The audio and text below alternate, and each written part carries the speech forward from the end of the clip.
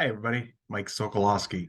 I am the Director of Grassroots Advocacy here in the Hearts for Home Care program. Today, we're going to learn about leading a legislative visit.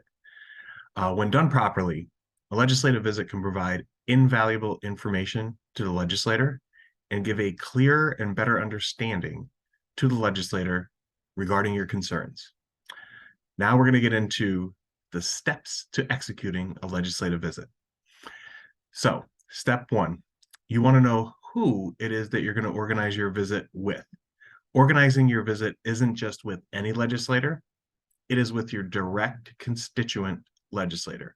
And what that means is where you reside, your home address, matches up in district with either your state or federal official. How you could find that is if you go to heartsforhomecare.com and do the legislator lookup, and it'll tell you exactly who your state and federal legislators are.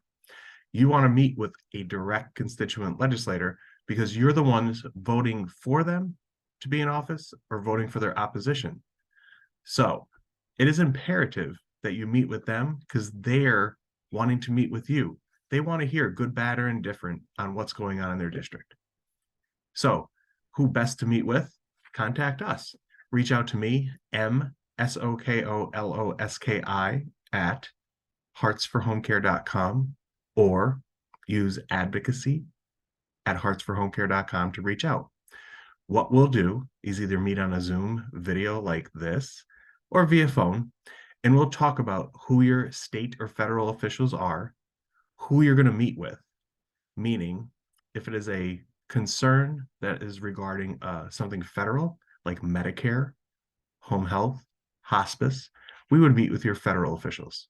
If it has something to do with Medicaid, school bills, etc., that are state driven, we will meet with your state officials. But we'll talk through that either on the phone or on a Zoom call.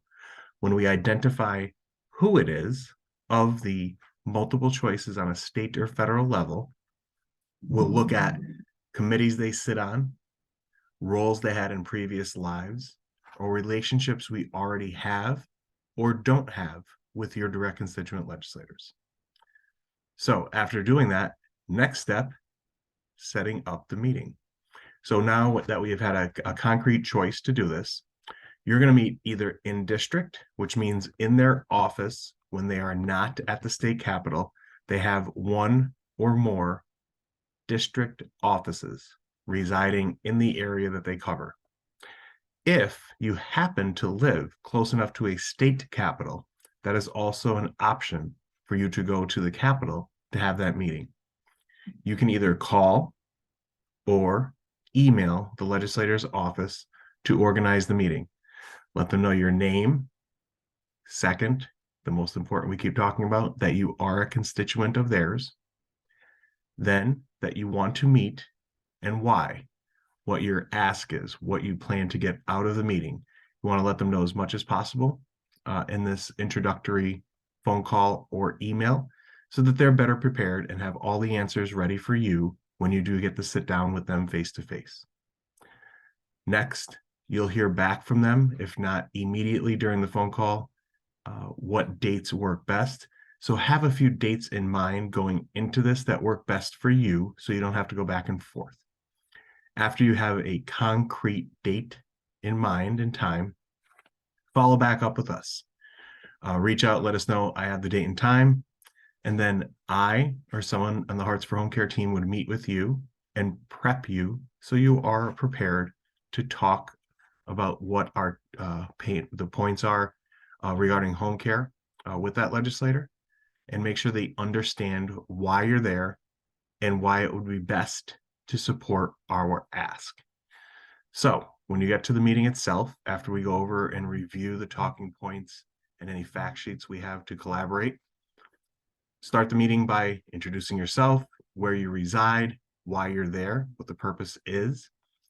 Share with them any of the fact sheets, talking points, etc., that we discuss, you and I, on a prep meeting, and let the legislator know and why you're here and the impact it's having. And then you're going to want to share a personal story.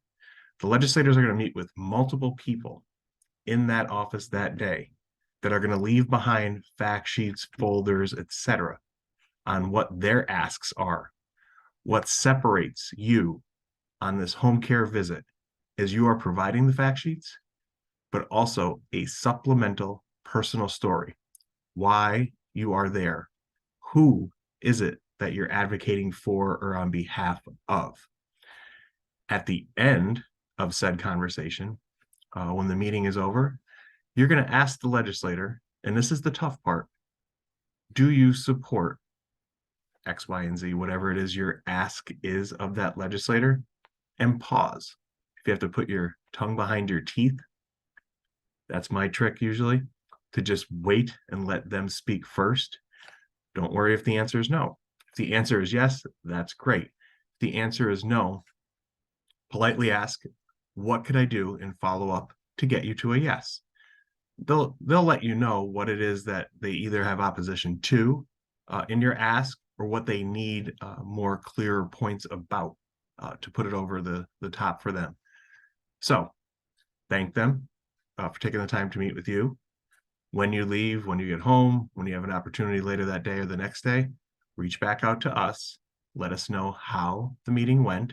And if the answer was no, what we can do to help you get information to that legislator to put them over the top on the yes answer to whatever the ask is. What are next steps for you? Immediately following up with a thank you, either email or add the personal touch and send a letter to the district office or the capital office of that legislator. At the end of your meeting, if you took a picture with the legislator, include that, print it out, and send it to them. They like to display them on the shelves in the background of meetings they have with their constituents, either in their district office or in the Capitol.